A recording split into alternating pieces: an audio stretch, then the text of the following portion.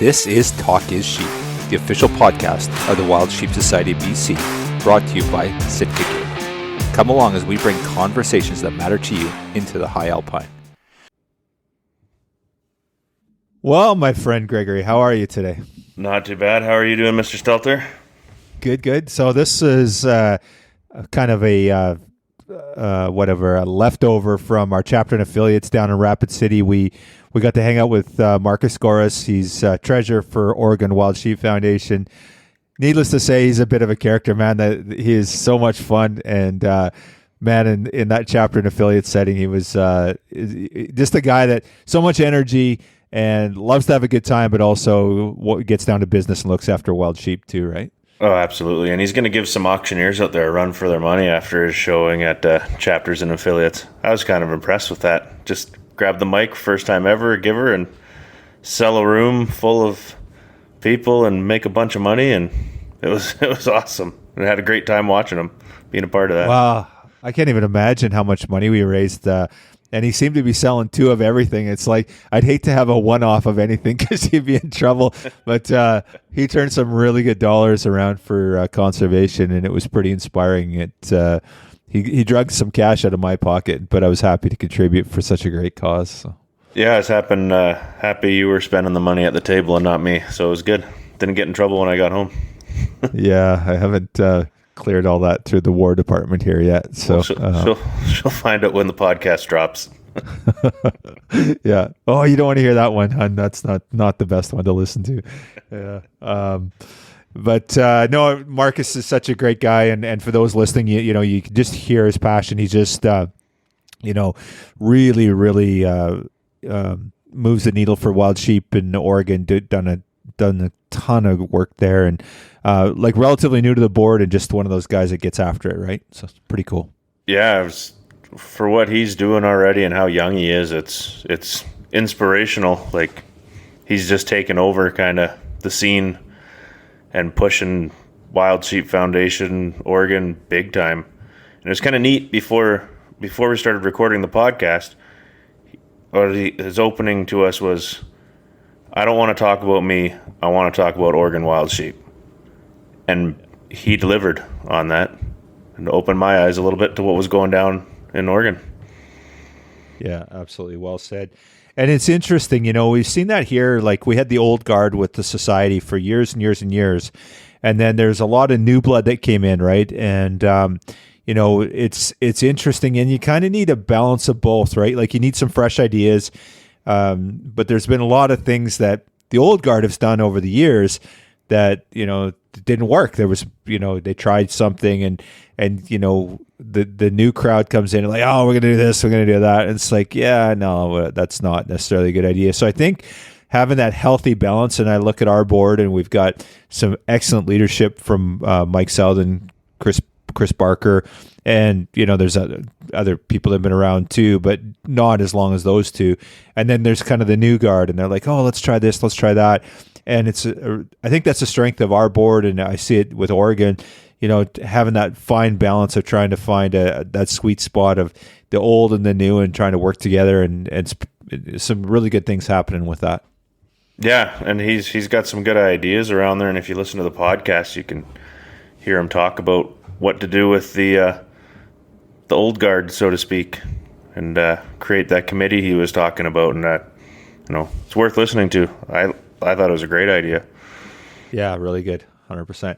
Okay, so this is dropping just over 2 weeks to go till the opener, and it's all happening. There's going to be some sheep. The countdown is on for you. Countdown's on for you. You got plans. Yeah, it's pretty exciting for sure. So for anyone that's interested in doing some sheep hunting and has a trip planned, if you're, I guess the one thing that as a society we're trying to advocate for is, educate yourself on horn aging and make sure that you're up on the regs and all that kind of good stuff. It kind of goes without saying, but we've seen a little bit higher than normal harvest rate of young rams in previous years here. So just a friendly reminder, just make sure you do your due diligence. I know there's some very experienced sheep hunters that listen to this. But for those of you that are a little bit rusty on that stuff, there's some great resources out there over to the website. Check it out, wildsheepsociety.com. And one of the icons right there is horn aging. There's a film short video from Bill Jex on aging sheep, and tons of other great resources too. But get out there and educate yourself, and just make sure that you, and again, my biggest thing, Greg, is like, if there's any doubt, there is no doubt. So if you're not sure about your ram, if you're thinking he might be a little bit young, then just wait and come back. And there's no harm in letting them walk another year. And I've let a lot walk over the years, and probably they were legal, but the alternative is not pretty. Yeah, it's definitely you don't want to become a stat going in the wrong direction. So it's good advice to make sure you're certain 5 times over before you pull that trigger. Yeah, well said. And for those of you that are successful, send us some emails, your pictures, and your stories. We want to run them for the magazine. We want to share the success.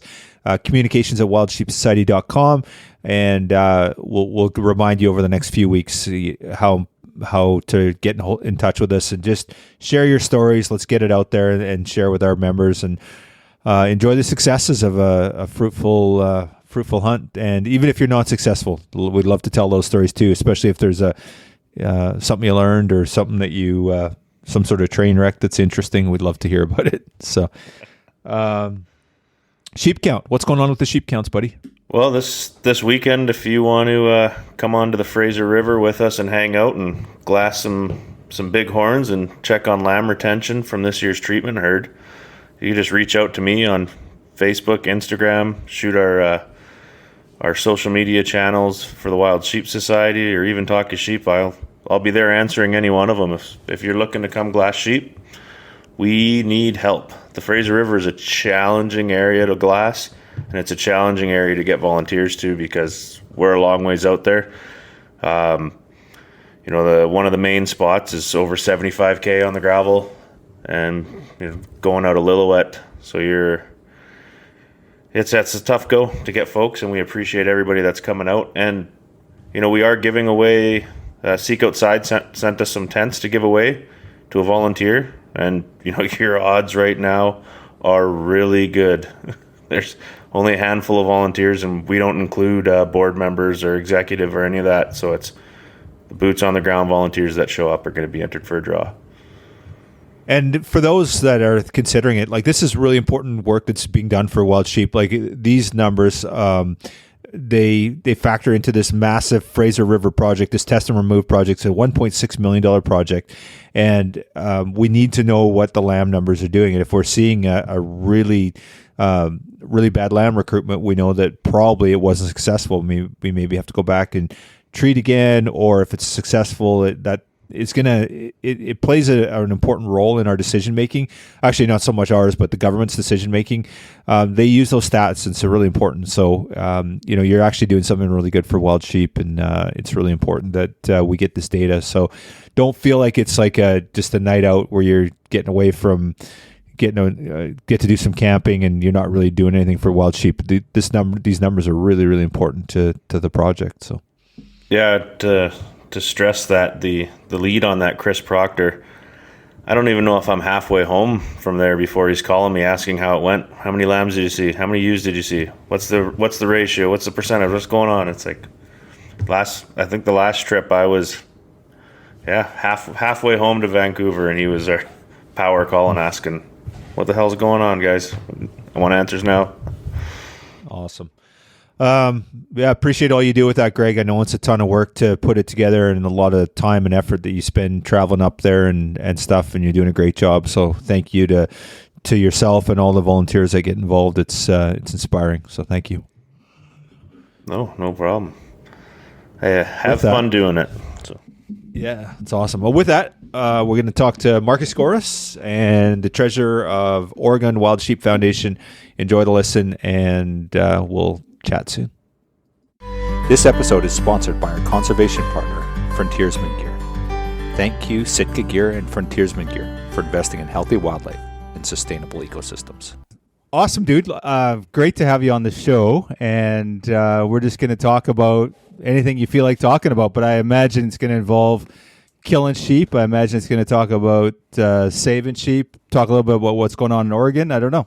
Anything you want to talk about today? I think I'm more focused on my chapter than I am personal. But we can tell some hunting stories and have some fun. But really, I'd love to get to speak with you guys and discuss, means and methods and common struggles that our chapter and affiliates have, is we're all volunteers and no paid positions, and what we really do that a lot of folks don't see behind the scenes, and how we can get more people interested. Oregon's a really hard state to get people interested in sheep. And I'll dive into that because I have some pretty strong opinions on how we can get more people involved, but our government agencies are a little bit behind on allowing those opportunities. Yeah, it's funny. I was thinking about what we were going to talk about today, and that was one of the things that came up, is that Oregon's, when it comes to hunting and gun control and that sort of stuff, it's not necessarily on the line that we kind of want them to be on, right? Yeah. So it's I was going to dive into that with you today and talk about a little bit about what's going on there. But hey, before we get going, let's talk a little bit about who you are, and let's talk about Marcus Gores. What brought you to the sheep world and what you got involved in the conservation gig? So I'm Marcus Gores. I'm 31 years old. I'm a general contractor in Oregon. Work out of Oregon, Washington, and Utah. And that's what pays the bills. I've been doing it for 17 years now. It's a family business. My parents are in their succession plan, and I run the business with my sister. I employ a lot of people, about 100 on payroll, and then another 200 of sub-trades that work directly for us. So my stressors in life are making sure everybody stays busy and everybody stays paid, and we just continue to work and collect the paycheck and build better homes for people.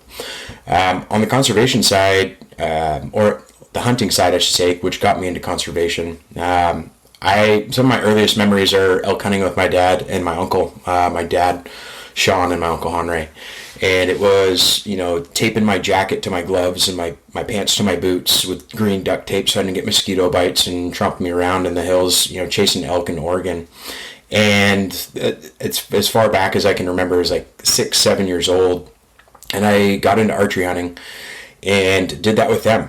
And it was an awesome experience, and it was a great introduction because I had some diehards who really just gave me the bug.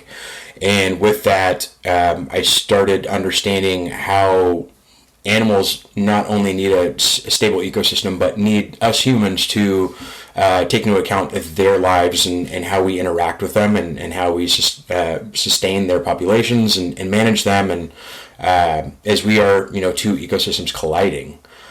So sheep-wise, my first sheep banquet was Washington Wild Sheep.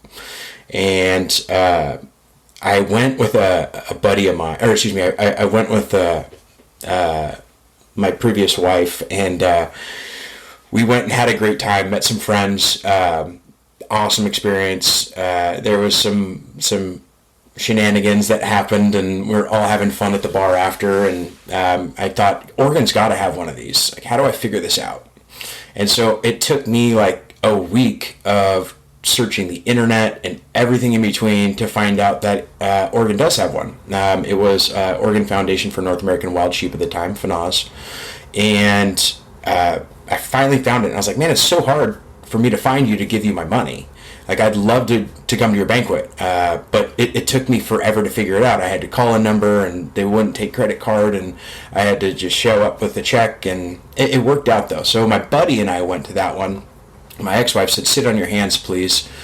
Please don't bid on things. And sure enough, I bought some life memberships and had a great time. And I stopped one of the folks that was wearing an Oregon, Wild Sheep shirt. And I said, who does your website and who does your marketing?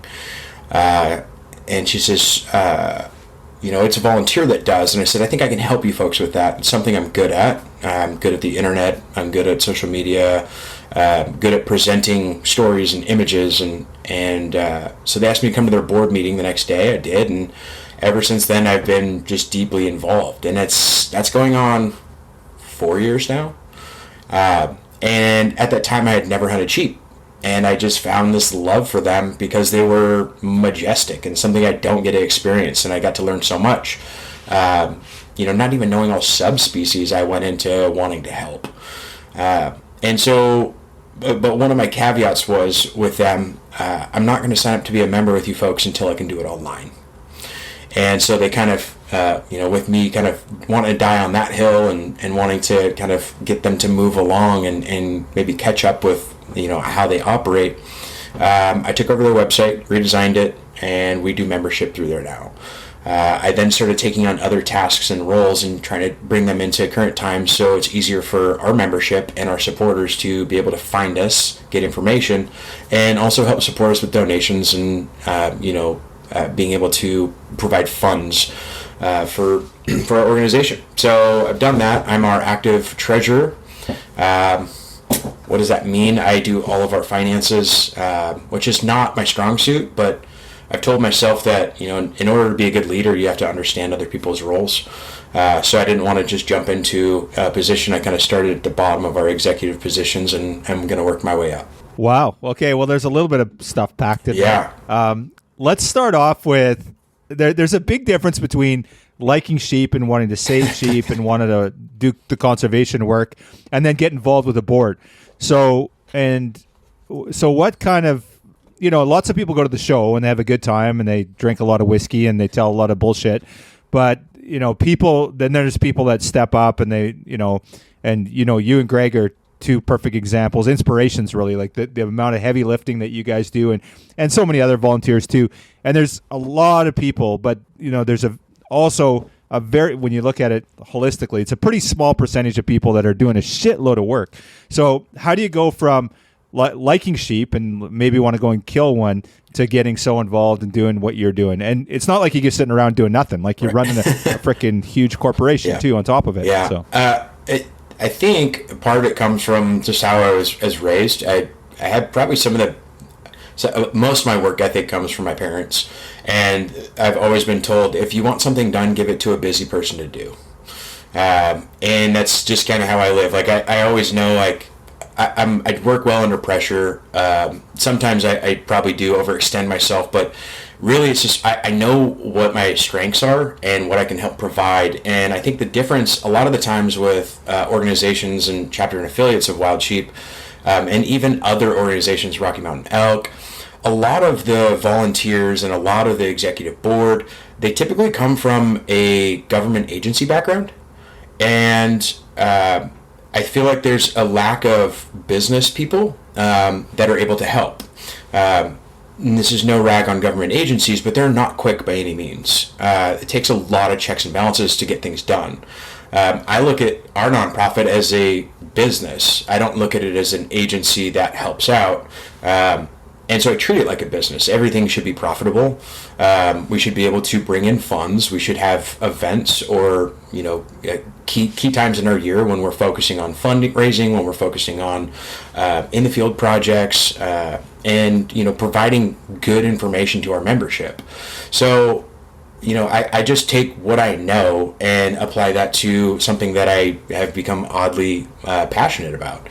But how did I really get into sheep? I think I just tripped into it. I didn't have I went on a sheep hunt. I'd been on one sheep hunt prior to, and I'd killed a goat prior to joining and becoming an active member and a board member. But I never thought it was going to be realistic for me to chase my Grand Slam or chase my Super Slam.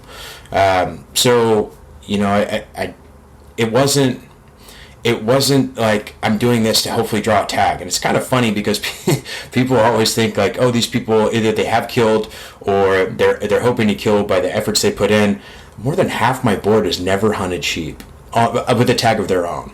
And a lot of that, our membership, like our past president, Kevin Martin, never killed a sheep. Been applying for like 30 some odd years. So for me, it was never for the hopes of being able to hunt sheep. It was like my opportunity to give back and put my strengths into something that I care about and something that's not going to get me in trouble. You can't really get out in trouble. You can't get in trouble for hiking around in the woods or for going on sheep counts or doing things like that. I could be at a bar with my buddies and, painting the town, but I'd much rather be in the woods and enjoying, wildlife. Yeah, right on, man. Let's talk a little bit about sort of this, I guess, the new generation. So you talked about Oregon Fanaz, as they were formerly known as. You came and got involved, but there's kind of been a change of the guard with what you're doing. You know, you talked about bringing the website up, and I've been watching what you guys are doing. I'm a New Life member, thanks to you. Yeah. Super stoked about that.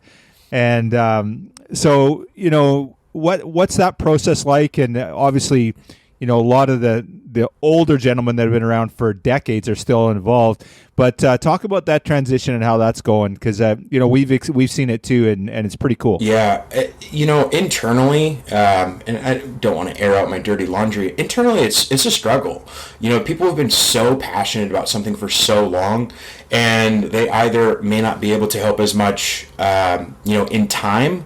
But they still have that passion for it. It's really hard to fill their seats because they still carry that love for sheep and the want to help them. So it's been, you know, you have to build a trust with the people, and that's by doing what you say you're going to do. When you sign up, you know, when you sign up for a committee chair, run your role and do it successfully. And if you aren't successful at it, brainstorm and work with the folks to figure out how to make it be successful. So that was one of the big things. I think recruitment and retention is one of the most difficult things because in Oregon, you know, to hunt rams, it's a once in a lifetime tag. So even when you do get the 21-year-old guy or 16-year-old girl that draws a ram tag, they'll never hunt sheep again in Oregon until 2 years ago. So that's something that I'm super passionate about, but it's like a one and done. Not a lot of them are applying in every single Western state to hunt sheep. Not a lot of them are going to Alaska to go hunt Dulls or the NWT or, you know, go hunt stones in BC. So it's not really inviting. And that it kind of sucks, but I understand it from a biologist standpoint. And I think the U-Hunt that Oregon has recently implemented is a great intro for folks as well as a great follow-up. So that's leading back to recruitment and retention. You know, we just want to keep people involved, and not just that, you know, you have to grow a younger team, and you have to teach them, you know, how it's been done, or, you know, that ideas that this group has, because every group has maybe a little bit different in ideas and different topics, and, you know, just education for a younger generation to fill in those spots. And we have filled in some younger folks, but one of the other things that, you know, I worked on was an advisory committee. And so we've created a committee of essentially historians. And we, you know, for the board members that continue to rerun because they have the information, but they may not make board meetings and quorum becomes an issue, or, you know, certain things like, you know, we don't get all the votes we need or something like that. It becomes difficult, but you want to keep those people around and keep them in tune and educated and be able to educate us as the younger generation of, you know, sheep lovers. So the advisory committee is something that we're ironing out in our board meeting here in 2 weeks, our summer board meeting. We should be having all of our requirements and guidelines for it hashed out. So active member, previous board member, no wildlife violations, etc. Just being a good member, active, and being a good outdoorsman. So I think that has helped too by giving, you know, folks who are maybe at the tail end of their board life, but not of their sheep life, a place to be and still help. So that advisory committee, how many people would you have sitting on something like that, So Marcus? it's essentially, that's something that I don't think we should put a cap on, because you can never have too much information. And it's going to pass with time. You know, people maybe, that might be their step to take a step back, right? Or but I don't think there's a cap on how many, and it's going to take a while to truly fill it. I don't think it's a sub board. I think it's just a group of people, if they want to help and want to communicate and educate and provide history, that our, you know, meeting minutes and you know, our declarations don't provide for us. They're there for that. So right now there's 3 looking to go to it, but it could get as large as 10, 15. But you do, I think it would hone down, or it won't get that big, because you have to hit that requirement of being an active board member. And typically, if you're an active board member, you don't go sit, a term and then go to the advisory committee. You would bounce around on the board in different executive positions or director positions, and then go from there. So, and there's no minimum age for our advisory committee, but we'll look at it and review it, and then assign people to the advisory committee if they opt in. Right on. Okay, let's talk a little bit about recruitment and retention. So, I've always looked at RMEF or MDF or, National Turkey Federation, any of those that, you can hunt them every year. There's literally millions of whitetail hunters or mule deer hunters, and sheep are different. There's a couple thousand tags in BC every year. In Oregon, a hell of a lot less. Mm-hmm. So, I guess the question I have for you is how do we attract those people? How do we keep people engaged? How do we focus on the mission? People care about sheep, obviously, but also if you can't hunt them, it sort of takes some of the luster out of it too. So, what are some of your thoughts on recruitment and retention and how to keep people engaged in that? Yeah, I think one of the biggest things is consistency, and that's with retention. Once you have them, if you stay in front of them, you'll typically do well. If they become uninterested, it's because of maybe their own personal interests changing or shifting. But once you have someone in front of you and you give them an experience to either be around, count, hunt, help out on, trap and tests, that type of thing, that really gets people excited.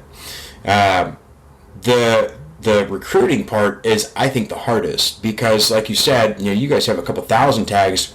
We have 87. I think it was 87 this year, maybe 90 something. So it's hard, and only, I think, 11 goat tags or something along those lines. I'm not super versed in our regs. I would be if I drew, but I didn't this year. But yeah, it's just hard to get people interested when they don't have an opportunity. So the best thing that I've done is start dragging my friends out with me on habitat projects, or taking them out to guzzler rebuilds, or taking them on counts, or just getting them into sheep and showing them where they are. Because if you're typically in the organization as a member or a board member, you probably know where sheep are. And so taking them into that country and showing them the Wahis, or showing them the Snake River Canyon or Hell's Canyon and the Snake River that runs through it, and showing them the John Day, or showing them Deschutes River Canyon, it's special, and not a lot of people get to experience that because they may not hunt deer there, so they'd never see the sheep there. But really just getting them in the field, that's the first, that's the hook. To keep them interested is, I think, the communication, and showing them not just what we're doing, but where their dollars are going, and our successes, and also the failures that we need to act on and help out with. And then one of the last things, right on. Yeah, I'm actually going. This subtle plug.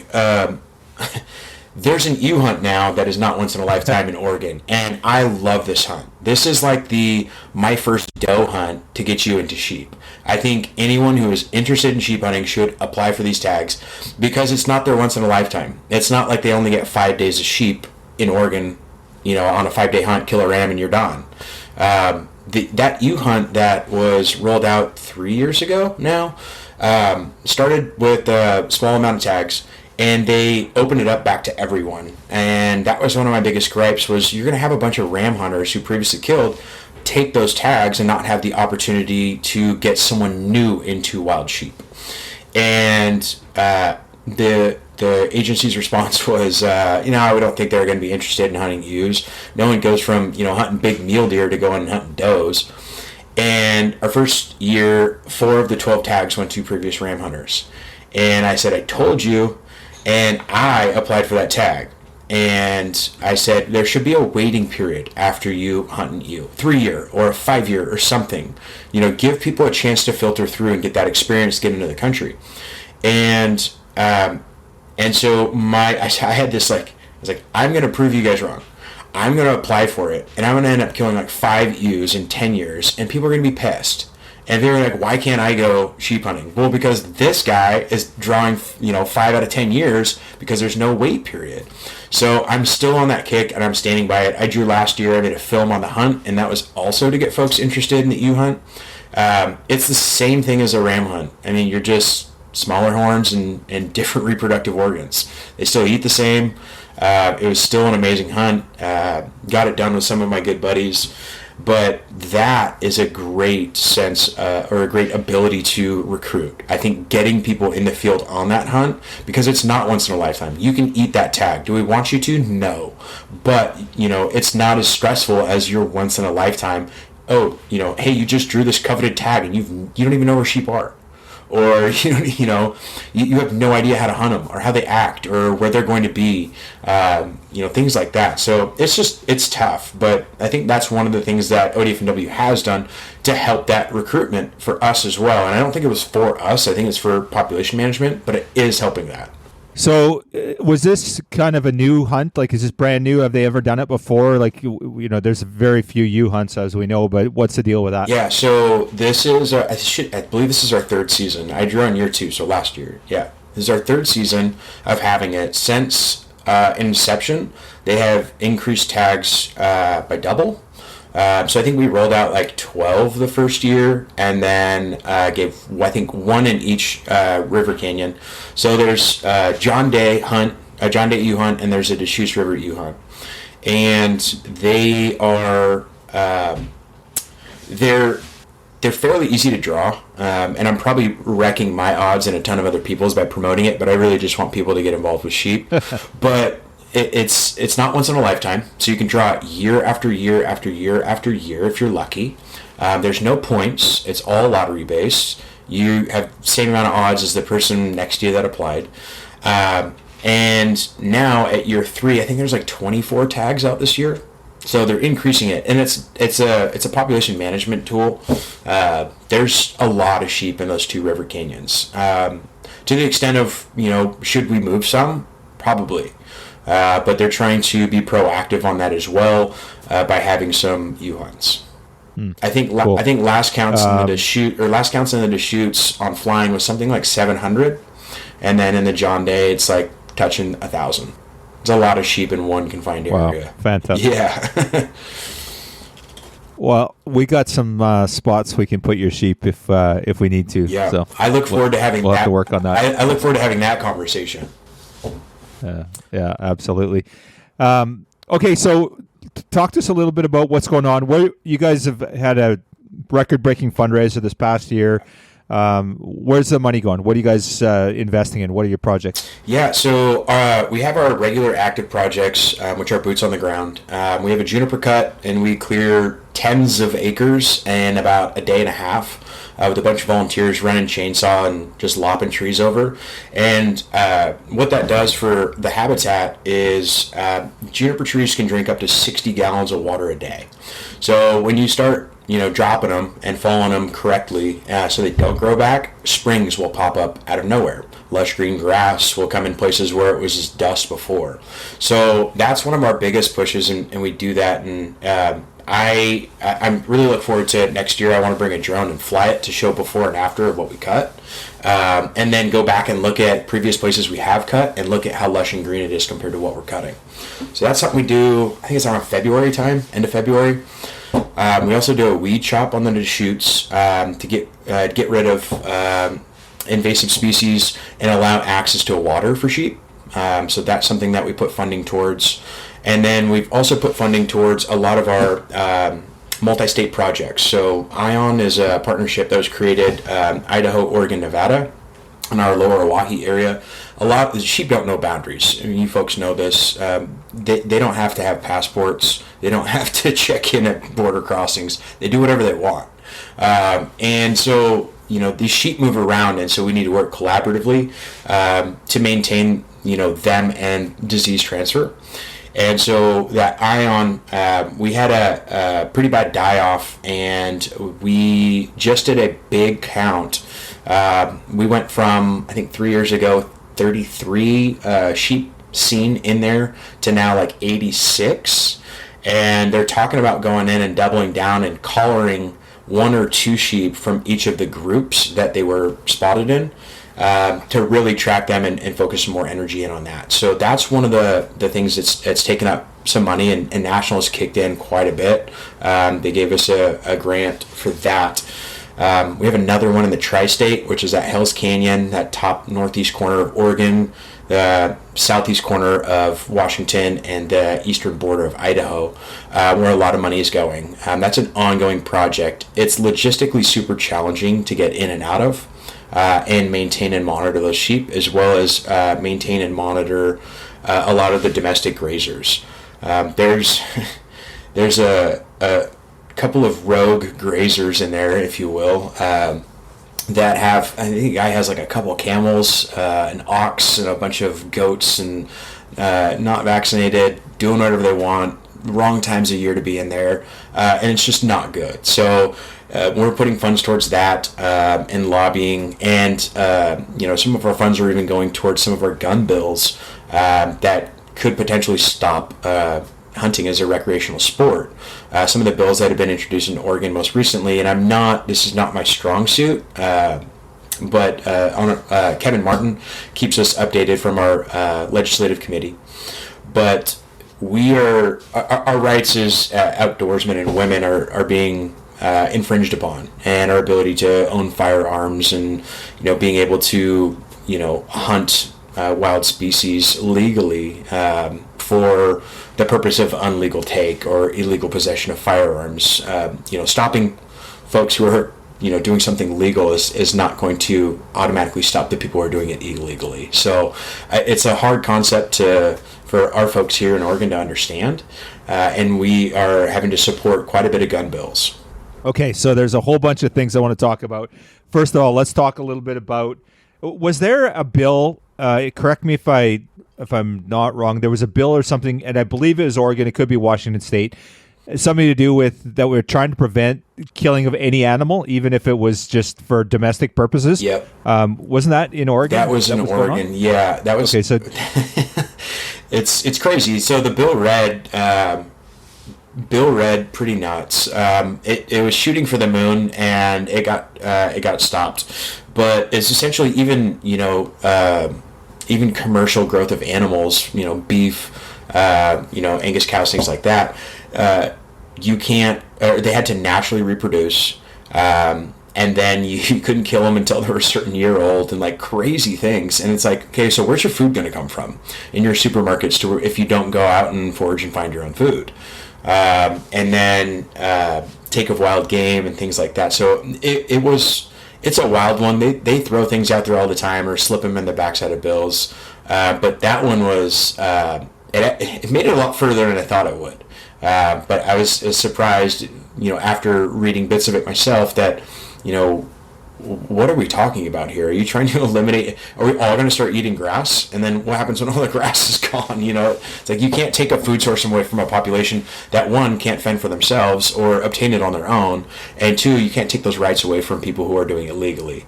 So, that one was pretty nuts. And then our most recent one, 114, and we have another one going on right now, which is the protection of our rights to hunt and fish. But 114 was gun ban. It's essentially, that one was extremely difficult, and authorities didn't even want it because they weren't staffed to handle it. It was additional training classes to own firearms, limiting capacities on firearms, multiple things like that, and having to check in and renew licenses, additional training. I fully support safe gun use, but what I don't support is having people monitor something that is a right of ours in the States, as well as, back to what I was saying, you're making it harder for people who are, owning guns legally to continue to own them, though criminals will not follow these. They're not checking in their guns. Like, oh, this bill passed, let me go run down to the sheriff's office and turn in the gun I possessed illegally. So that one is put on hold. It did pass, but it's put on hold, and there's a bunch of lawsuits going on. Interesting. That's one of the things that we do often. We'll support these advocacy programs, and we donate to lobby groups and that sort of thing occasionally. around firearm management or control or that sort of thing. And it's one of those things where it's a bit of a mission drift, but you kind of you're not looking after wild sheep per se, but one of our mandates or purposes is that we unite sportsmen and sportswomen. Mm-hmm. Well, if we take away firearms, it's going to be hard to unite those people type thing. So, it's kind of a challenging one. And do you guys get much push up? Our membership seems to be really supportive for the most part. Do you guys find that, that's what your members want, or what's the feedback on that? Yeah, I think our membership is mainly comprised of outdoorsmen and outdoorswomen. So I believe that they support that. I couldn't speak for every single one because I don't know every single one of them. But I think we all have this common understanding that, in order to continue to do what we do and want to do what we love, we have to come together. Whether we sit on one side of the aisle or the other in our political views, we all have a common interest of being outdoors, hunting as a recreational sport, and as a means of obtaining food for our families, for some of those that do, harvest for meat, and taking our rights to own guns legally away from us will hinder that. So I think that's where we have a good commonality, no matter where you stand on your spectrum of political views. So I believe you're correct. It's a supported concept. Yeah, right on. So let's go back to the project side of things and talk a little bit so it sounds like the population numbers in Oregon are pretty strong. Like where do you guys sit with the disease stuff, and are all your populations pretty strong, or there's some still struggling? Yeah, there's some still struggling, and they're actually focused. It's kind of funny. That's our major projects and funding are in the areas where we're struggling. We removed a hunt from one of our we removed a hunt from one of our abilities to draw a tag because they just can't find the sheep in that unit anymore. It's like they have no idea where they went, and that's in the Potamus. And we had the fires last year, which pushed some tag holders who couldn't hunt their goats to this upcoming season. So we limited tags on that.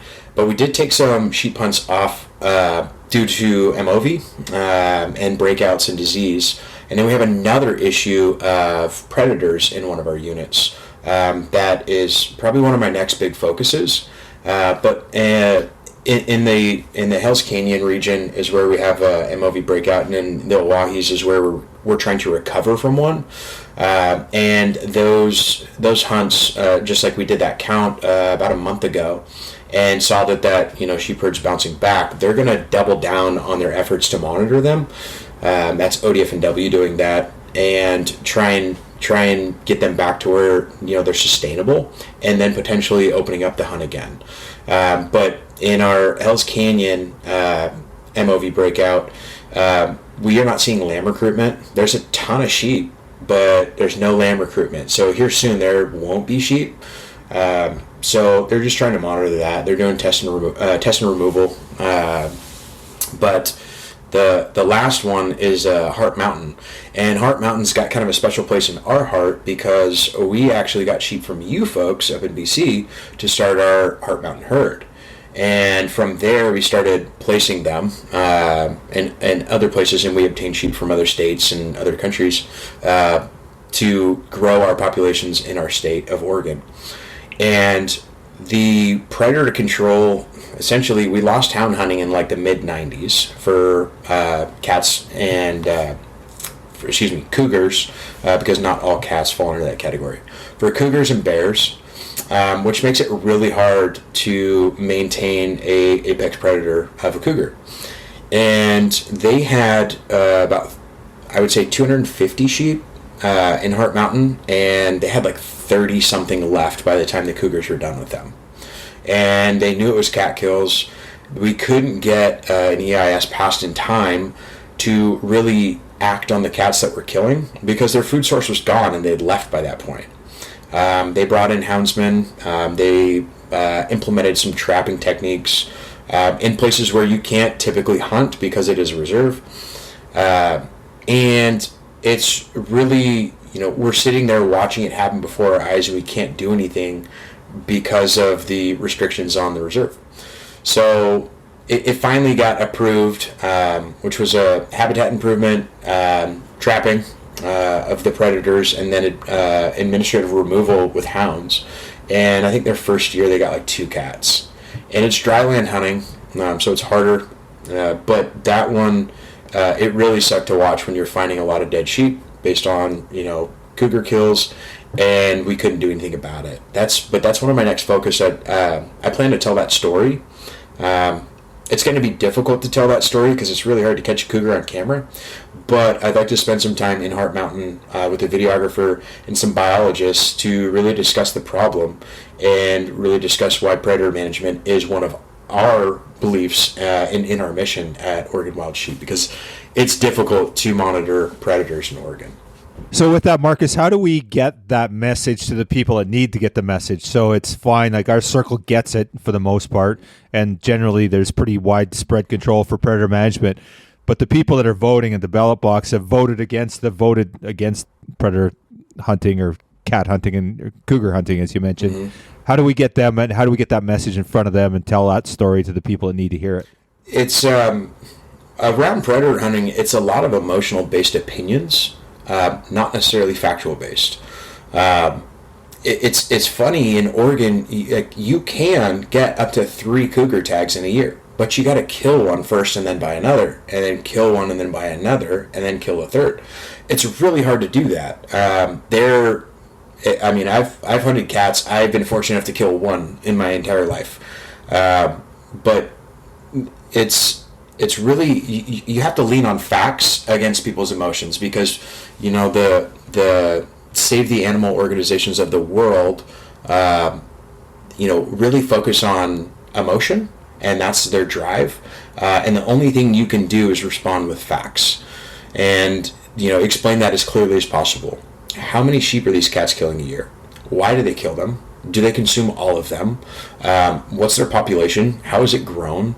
And then are they infringing on human populations as well? We had a lady lose her life to a cat up on one of our largest mountains while she was hiking. That's a little too close for comfort for me.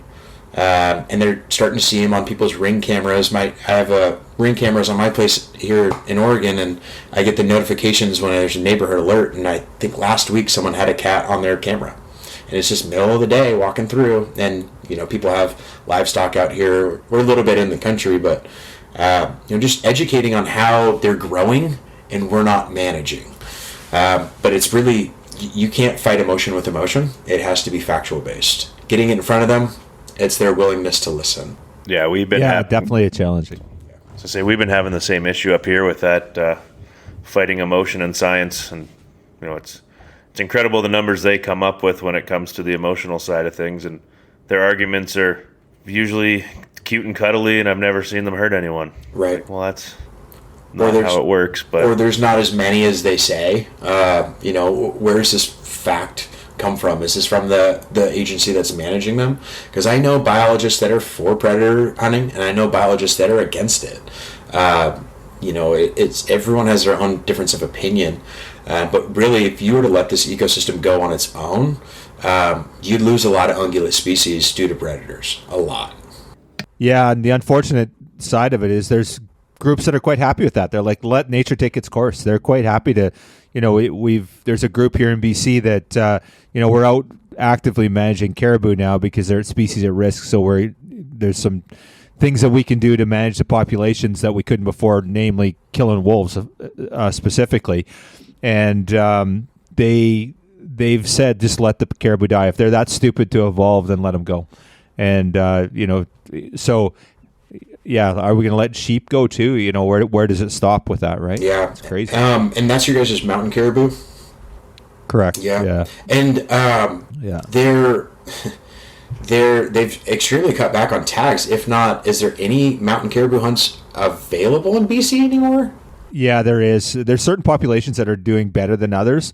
And we're actually seeing some pretty significant recruitment where they've done predator management. So the proof is in the pudding. It's absolutely, there's no doubt that the stats support it. Unfortunately, it's a pretty bloody expensive program when you're out, doing what they do there. It's not cheap to do that, but we're seeing pretty good recruitment. But as you know, caribou are extirpated in the lower 48. Southern BC, they're all gone now. They've got a few in a maternity pen, and that's about it. And there are certain huntable populations.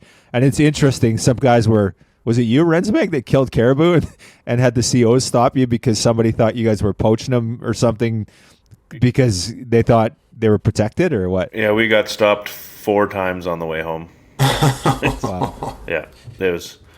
They were usually pretty responsive, but it was just people calling saying we'd shot animals illegally because you can't hunt caribou. It's like, well, we are allowed. Yeah. Every time I've hunted BC. Oh yeah, we were. No, I was just gonna say we were all over social media. People were sharing us on groups, and COs were waiting for us as we hit towns. That's crazy. It was an interesting adventure home because I live near Vancouver, and coming from Dease Lake area, it was a long drive of getting stopped. Yeah. Every time I've hunted BC, I have had a mountain caribou tag in the Bix, and we could not grow a 6-point on any of the caribou that we saw, but they were low in numbers where I was. I hunted Toad River a couple of times, and then I hunted far north of BC when I killed my stone 2 years ago, and I didn't see the populations there. Who did you hunt your stone with? Who was that? Who's the outfitter that you were hunting? I hunted with Blake Williams of Golden Bear. Okay. Yeah, awesome part of the country up there for sure. Yeah. It was a great hunt. It was a late season. I had an amazing experience. I booked it 40 days before the hunt. It was kind of just hey, we have an extra tag. You want to come up? And I took it. And it was just on a flyer and ended up killing on day 8. But that late season hunt, that October 1 to 10, it was cold. And I'm not used to cold, but it was bone chilling. I mean, there's having to pour water on your boots just to get, break the ice off of them is an interesting experience. Yeah, pretty cool. Did you have a goat tag as well, or was it exclusively for sheep? I killed a goat on day 10. So after we did about 80-ish miles in 8 days, and then we turned around and went goat hunting, which is, I think, harder than sheep hunting because they're up further. You find the sheep. If you want to find goats, look up. At least that's how it is every time I've hunted them. But awesome experience there. Punched 2 of the 4 tags I had, a wolf tag and a caribou tag. But it was really fun. I would definitely go back and hunt with them. Outstanding family, outstanding outfit, and place to hunt. Yeah, the Williams are incredible people. Golden Bear is beautiful, amazing country where they're at, and yeah, can't say enough good things about them for sure. Okay, so I want to just touch base with a couple more things in Oregon. One thing specifically is you guys are growing some huge sheep there these days, like monster sheep. Yeah. Your numbers are through the roof in terms of trophy quality, aren't they? Yeah, so our cows are doing really good, and especially in the river drainages. When you get down further south, they're not producing as trophy quality, but they're still great rams. But yeah, we had a raffle tag winner take like 191-inch Cali or something like that. It was just nuts. And then, I think the year before, a gentleman took like 186-inch Cali. So they're really producing some great rams in our river drainages of the chutes into John Day. Our Rockies, if we could hunt where we had our MOV breakout and where we don't have that tag, you could probably go kill a state record Rocky in there right now because no one's touched them for a number of years. So I hope some of those sheep are around and don't just expire naturally, so someone can get to enjoy that trophy when the hunt does open back up, if it does. But yeah, we're seeming to have some great genetics, and they have great feed, great ecosystem to just grow some crankers. And I think also, having an abundance of sheep versus the number of tags that we're allotting is a great way to control, age on rams. And we do a lot. It's actually coming up in 2 weeks. We teach an orientation co-hosted or assisted with by ODF&W, our Fish and Game here. and it's an orientation. So it's mandatory for all ewe hunters. It's mandatory for all goat hunters. So you can positively identify sex and age class. And then it is not a requirement for ram hunters, though we do get a lot of ram hunters that show up. We spend essentially a day with them, showing them what to look for, where to look, how to judge age, because these folks probably haven't hunted sheep before.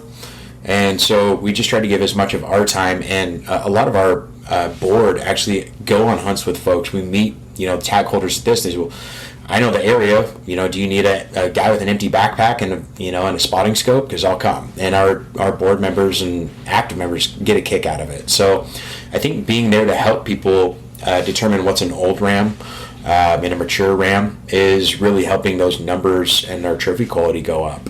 But yeah, we're pumping out some great sheep. It's fantastic to see. Yeah, Oregon's always been an inspiration for me when I see what you guys do with that orientation. I think it's fantastic. I hadn't realized that it didn't include ram hunters as well. Do you guys do aging, or does ODF F and W, do they also do aging and that coaching as well, or how does that work? Yeah, so it's not mandatory for ram hunters because a ram, really what they're worried about is someone shooting a juvenile ram instead of an ewe, or someone shooting a nanny instead of a billy. So that's kind of their main focus is sex determination on those two. But the ram hunters come and they want to know where, and all of the biologists which host the districts where our hunts are, open a map and sit down, and in our breakout sessions they start talking about where to find them, where to look, where to go, things like that. They do judge age, and we have a display of deadheads, and it's it shows what subspecies it is, Caliaraki, and then what age it is, and then how to count annuli rings and false annuli and things like that.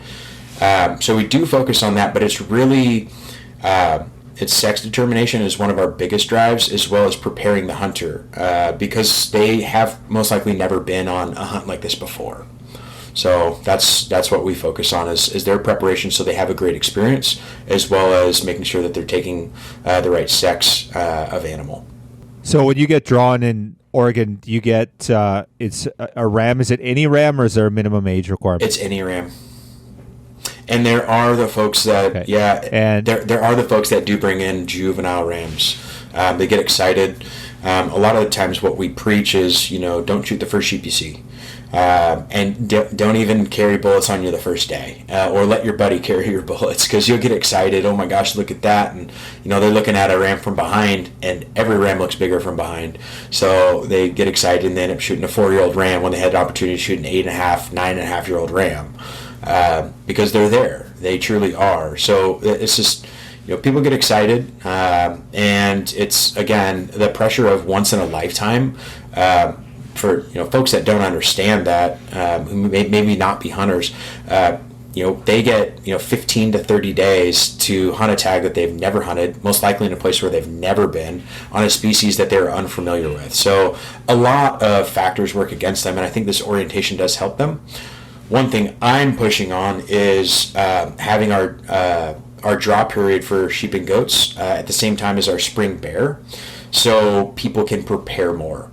As our results come out in early June, some of these hunters' hunts start as early as 30 days later. That's not a lot of time to take some, pay time off, or, scoot out on a Friday, take a long weekend, drive to the other side of the state and scout, or learn the species, or be in that area. So it can be frustrating for folks, I can't find the sheep, or things like that. I last year I sat on the phone with a gentleman and kind of walked him through what he's doing, or asked him how he was doing, and he was telling me, we've walked so much, we haven't seen anything. I said, that's why. You just need to sit down and look. And sure enough, he killed a ram the next day. So, it can fluster the hunters, and so I think giving them more time to prepare for their hunt would be beneficial as well. But I think that's going to take a lot of help to get pushed through on date change for those draws. Okay, what else do we have chapter-wise? Anything else we need to talk about, Marcus, Greg? Anything we're missing, or because I want to transition to some hunt stories too at the end here, but. Well, a little bit about our chapter. Oregon Wild Sheep Foundation, as we're doing business as now, is rounding 25 years of being around. And we are, focusing on providing as much information about the species that we help, and that includes goats and bighorn sheep in Oregon.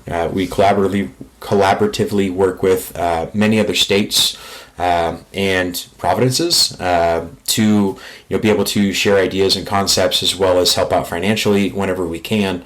But one of the things that I believe as I do our membership for now is we're missing is that recruitment and retention. So if you are listening and you're from Oregon and you're not a member of Oregon Wild Sheep, I urge you to sign up. It's a great organization. I put my blood, sweat, and tears into this, and so do a lot of other people. And the goal of that we have is to make sure that sheep herds and goat herds are sustainable, so we can enjoy the species, whether that be through hunting, viewing, working with, and for them. So that's my sales pitch. Sign up. Annual members, life members, family memberships, and we're going to be discussing having nationals take on our membership, so we can focus our energy in other places, as it's a big time suck handling that. So I think I could be doing more with sheep and providing more information to our membership as opposed to managing our membership. But if you are not an Oregon member and you want to enjoy Oregon sheep, or from a neighboring state, or have had the chance to hunt them and aren't a member, I strongly urge you to sign up and support a great cause. Where do Awesome, man. folks find the Wild Sheep Foundation of Oregon? Yeah, so you can find us in a couple different places. OregonFNAS.org, Oregon WSF.org, and I believe OregonWildSheepFoundation.org. They all drive to one main channel. As we went through a name change, we're keeping that Oregon FNAS in play still, because that's where a lot of our membership knows where to find us. And we will be transitioning slowly out of that and strictly to Oregon Wild Sheep Foundation. We're also on social media, Facebook and Instagram. Instagram is at Oregon Wild Sheep Foundation, and then you can search Oregon Wild Sheep Foundation on Facebook and find us as well. Okay, one thing that you guys kick ass on is your raffles. You had the Sierra Alamo raffle for a number of years. I think Doll Sheep last year. Mm-hmm. You got anything on the go right now, or are we expecting something soon? Yeah, so we're expecting something soon. We were going to do a grizzly raffle. It's a spring grizz hunt, and it just proved to be difficult to sell tickets and be profitable, based on observing other people's raffles that have either larger membership or more outreach. So we didn't want to take the chance of not doing as well, and so we put that one on the back burner. That was supposed to be going live right now.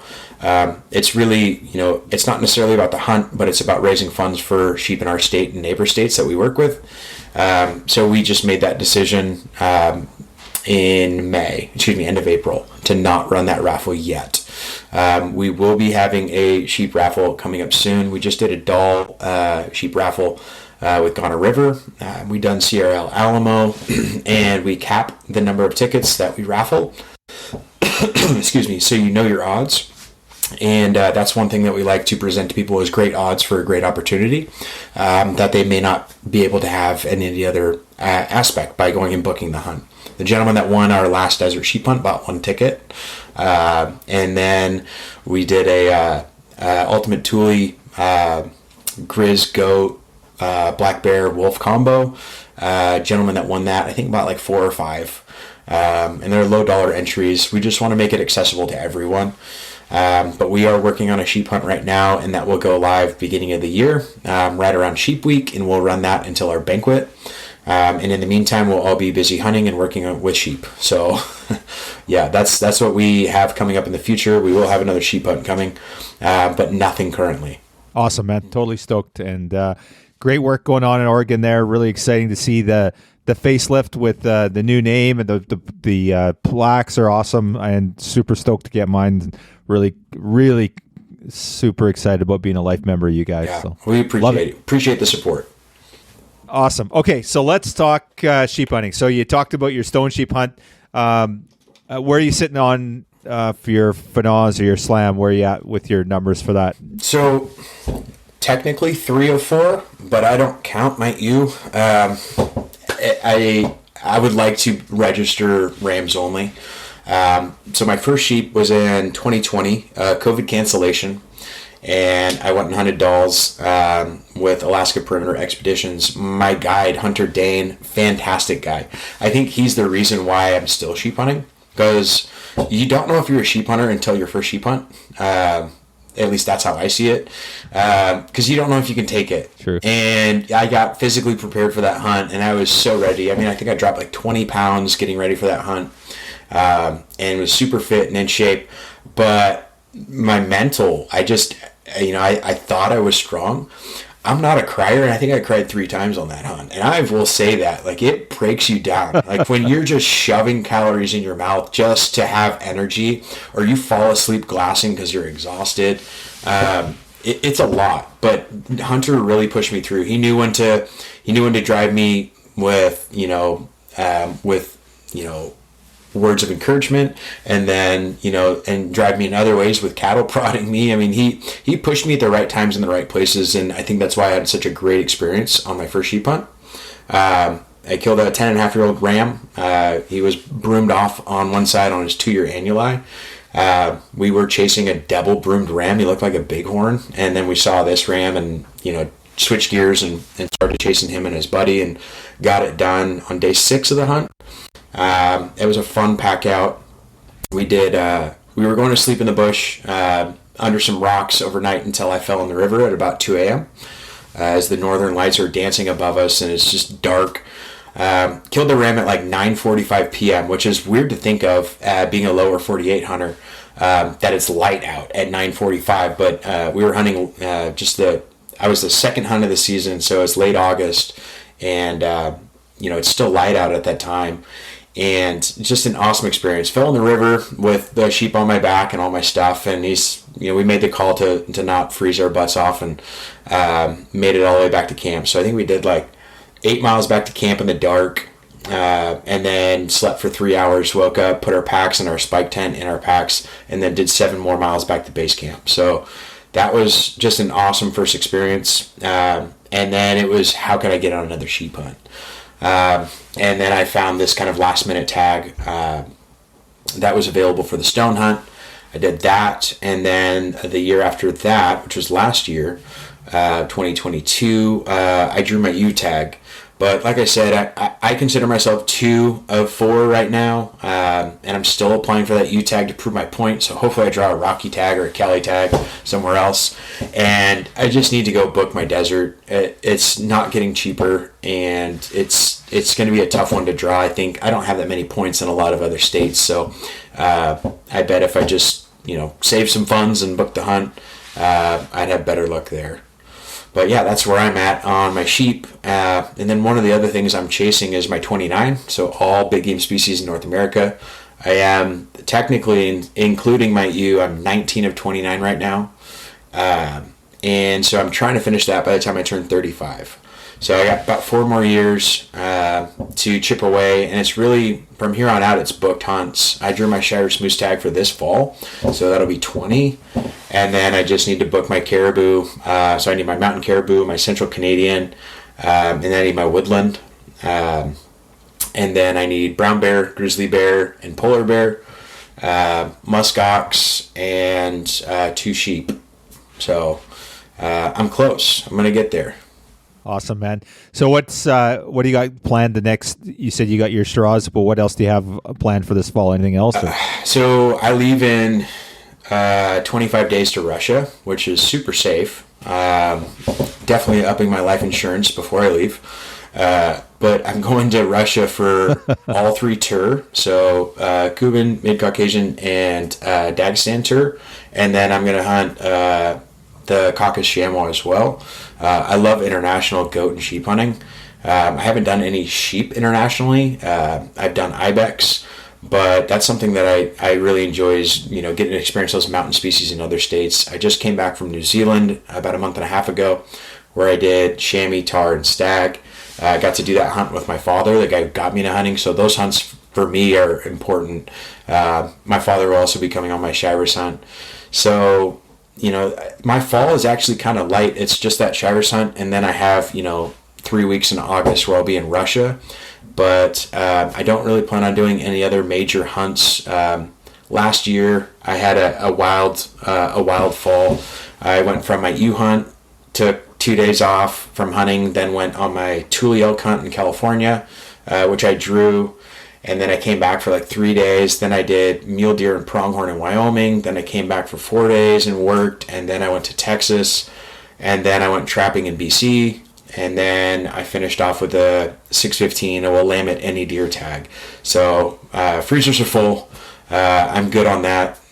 But yeah, I really, my focus for any fall from here on out is just chipping away at my 29. Right on. I could have sworn I thought I saw a Marco Polo on your Insta page, but obviously I didn't. No, I haven't done Marco yet. I would love to. I'd love to get my dad to go on that hunt. He's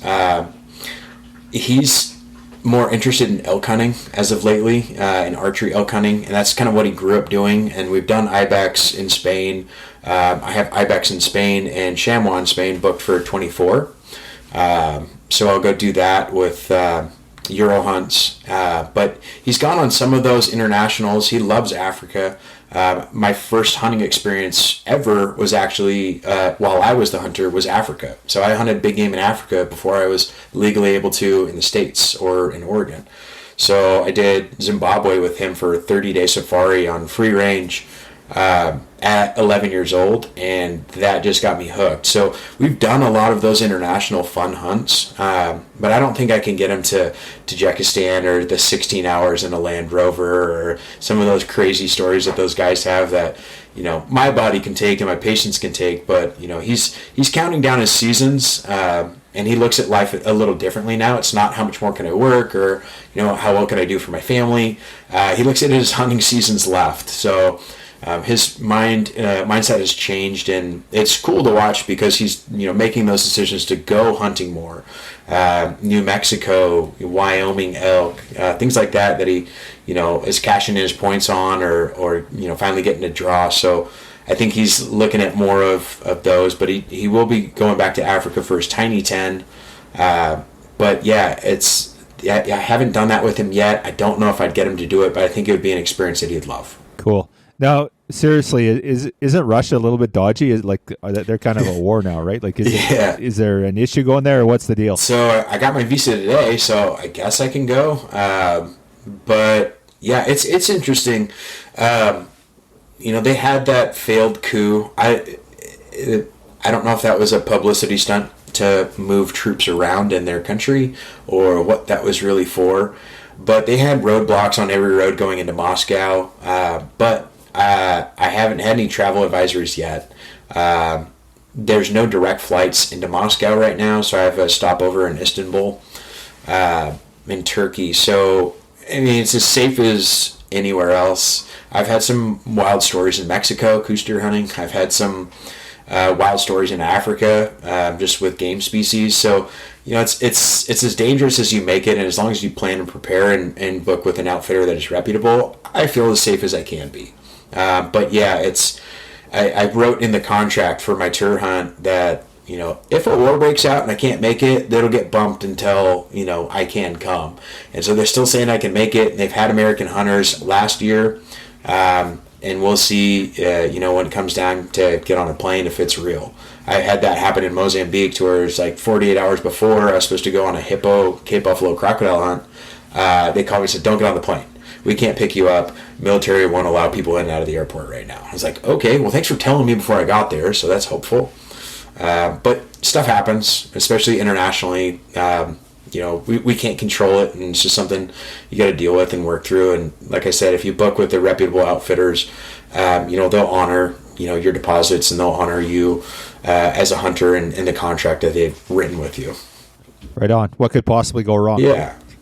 Awesome, man. Well, hey, we've taken enough of your time today, Marcus. Are you going to be at Sheep Week will you be down there representing Reno or Oregon and Reno? Yeah, so I will be. My first Sheep Week was last year, surprisingly enough. I can't not go back now. It's a fun one. We had a great time. Awesome. We had a great turnout. Signed up a good amount of members, and got to talk about Oregon. And so we will be there. We will have a booth, hopefully in the same spot, same area. But yeah, I don't have a booth number yet. I haven't finished all the registration, but we will get there. We will be there. I'll be there early to set up and come talk sheep. If you're at Sheep Week, swing by the Oregon booth, say hello. I would love to listen to your stories as you got to listen to mine. But yeah, thank you folks for having me today. And again, subtle plug, Oregon Wild Sheep, we could really use membership and support. And I'm sure Wild Sheep Society could as well use some membership. So if you aren't a member there, as I am of recently, join, become a life member, become an annual.